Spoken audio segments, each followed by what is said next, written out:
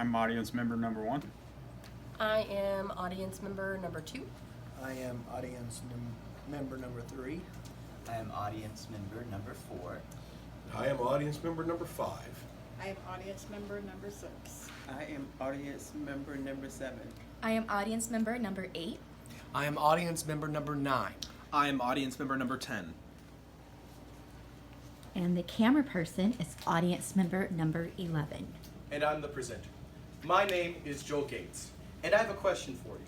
Have any of you ever listened to music before? I'm joking, of course. It sounds like a preposterous question because music is so ingrained within our culture. Music has been and always will be in our culture since it has existed as long as mankind has existed. I love music. I come from a family of musicians, but I love how it can be so much more than that. It can be calming, nostalgic, it can make us sad, and can evoke numerous other emotions from us. Music is a constant. That much we all understand. But I've always wondered what else music can be applied to. Wondered how music affects people. And I came across an article linking music and Alzheimer's patients, so I began researching this topic. I have another question for you. Can you think of a song directly tied into an emotion? Or if you listen to a song, does it immediately make you feel an emotion? With this speech today, I plan on informing you about the effect of music on us, specifically music within the medical field. Now that I've laid out my goal for this speech, I'll be moving on to my first point, the rather vague topic of how music affects us. According to Music as Medicine, a site dedicated to the application of music as medicine, music has long been recognized as an effective form of therapy to provide an outlet for emotions. Music is currently used for emotion therapy, especially calming music in otherwise tense situations, like at a psychologist's office or a therapist's office. However, usage of music as therapy is still relatively new. Many parents believe that music can help children's development, however, there's little conclusive evidence for that.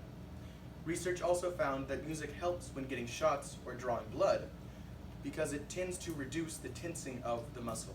However, both of these applications are just emotional application, both as a form of relief and to de-stress.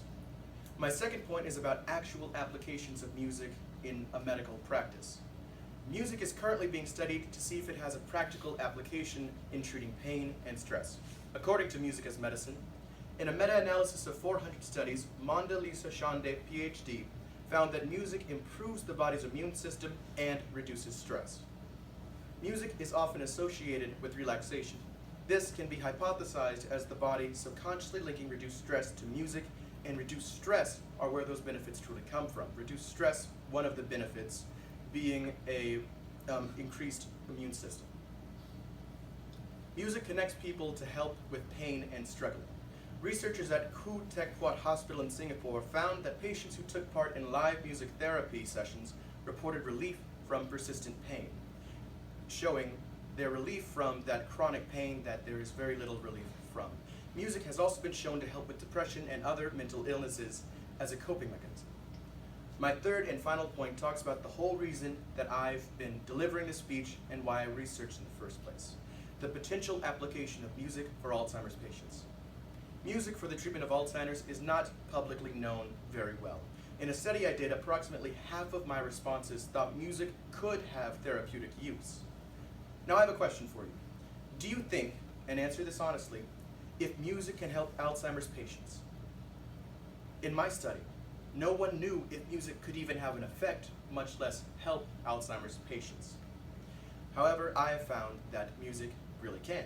According to Alzheimers.net, a site focused on Alzheimer's disease, I found an interesting study.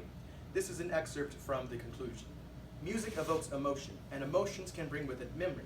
By pairing music with everyday activities, patients can develop a rhythm that helps them to recall the memory of that activity, improving cognitive ability over time.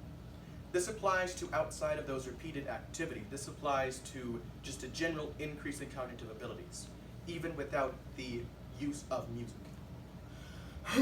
I hope I have shown that music can have medical applications, but for a quick recount, I discussed music as emotional treatment and how it is relatively new in its usage, music for pain and stress relief, and music for Alzheimer's potential treatment. one of the best ways to interact with people is through music, whether it be through shared taste, introducing someone to a new artist or a new band, or simply being together listening to music. Music can unite people in a way completely unique and different than any other way. The main application of music that I sought for was for Alzheimer's patients, and I discovered what I was looking for, kind of. Music is one of the last remaining qualities within an Alzheimer's patient, and that is how you can connect with them. However, the studies and research I did didn't show 100% conclusive evidence, because it is not the cure. It is a treatment that can help, but it does not fix Alzheimer's. I recently heard a story from my father about an Australian man who had Alzheimer's. He couldn't recognize people, family members, friends, or even his own son. His son would take his father out for drives and play music for his father from the 50s. As he played the music, his father would begin to sing along, and the memories of his son would slowly come back. This state would last for a while, but those memories would soon begin to fade, and the Alzheimer's would take over once again, and he would forget his son and the music and everything around it. Music unlocks memories and restores a state of normalcy, no matter how brief it may be. I want to leave you with one final quote I found on Alzheimer's.net, the other half of the conclusion. In the later stages of dementia, patients often lose the ability to share emotions with caregivers. Through music, as long as they are ambulatory, they can often dance. Dancing leads to hugs, kisses, and touching, which brings the patient security and new memories that aren't easily forgotten. These memories aren't just temporary, they can last. These new memories can persist. Thank you for listening to my speech, and I hope you have a good night.